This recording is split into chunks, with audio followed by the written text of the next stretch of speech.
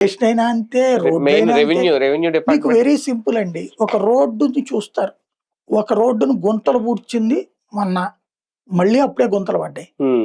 ఎందుకు జరుగుతుంది? ఇంజనీర్ అంత బాగుందని సంతకం పెట్టాడుగా, అదే కదా. ఎక్కడ యాక్షన్ ఉంటుంది? ఇరిగేషన్, రోడ్లు అయితే ఫిక్స్డ్ ఇన్కమేక అంతే. అవును.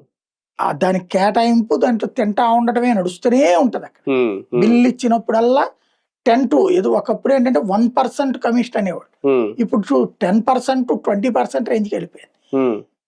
ఈ సంపాదన మధ్యన వాళ్ళకి కంఫర్ట్ గా ఉంది. ఇప్పుడు బాబు గారి టైంలో ఇబ్బంది ఏదన్నా ఉందంటే ఈ టెలికాన్ఫరెన్స్లు, వీడియో కాన్ఫరెన్స్లు విసిగిపోతున్నారు తప్ప మిగతాది కంఫర్ట్ గానే ఉంది.